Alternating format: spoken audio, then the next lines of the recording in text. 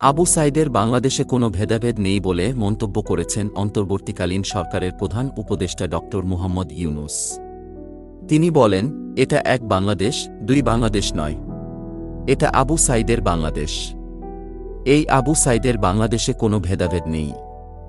তাই যে যেখানে আছেন আবু সাইদের মা বাবা, ভাই বোনদের বা যারা যেখানে আছেন তাদের রক্ষা করুন।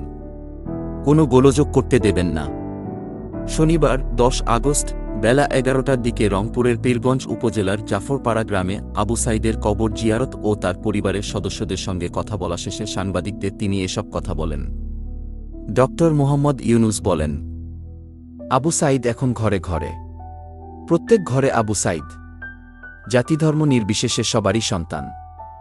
এখানে হিন্দু পরিবার হোক, মুসলমান পরিবার হোক, খ্রিস্টান পরিবার হোক, বৌদ্ধ পরিবার হোক, সবার ঘরের সন্তান এই আবু সাইদ। কাজেই আপনারা খেয়াল রাখবেন কোথাও যেন কোনো গোলযোগ যেন না হয়, কেউ ধর্ম নিয়ে কথাবার্তা না বলে। কারণ আমরা এই মাটিরই সন্তান, সবাই আবু সাইদ। অন্তর্বর্তীকালীন সরকার প্রধান বলেন, জাতিধর্ম নির্বিশেষে এই মাটির সন্তানদের রক্ষা করা আমাদের কর্তব্য।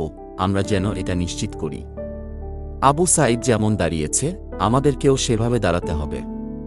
যারা পার্থক্য করে এরকম সন্তান ওরকম সন্তান, এরকম না। আমরা সবাই বাংলাদেশি, আমরা বাংলাদেশেরই সন্তান। আবু সাইদের মা সবার মা এবং সবার মা আবু সাইদের মা। কাজেই তাকে রক্ষা করতে হবে, তাদের বোনদের রক্ষা করতে হবে, তাদের ভাইদের রক্ষা করতে হবে। সবাই মিলে এটা করতে হবে। এর আগে সকাল 10:42 সেনাবাহিনীর হেলিকপ্টারের মুহাম্মদ ইউনূস রংপুরের পীরগঞ্জের মেরিন একাডেমিতে পৌঁছান। এরপর তিনি শহীদ আবু সাইদের বাড়ি উপজেলার জাফরপাড়া গ্রামে অভিমুখে সড়কপথে রওনা হন। সেখানে পৌঁছে 11:05 মুহাম্মদ ইউনূস আবু সাইদের কবর জিয়ারত করেন। পরে স্বজনদের সঙ্গে মিলিত হন। এ সময় অন্তর্বর্তীকালীন সরকারের উপদেষ্টা নাহিদ ইসলাম ও আসিফ মাহমুদ সজীব ভূঁইয়া সঙ্গে ছিলেন।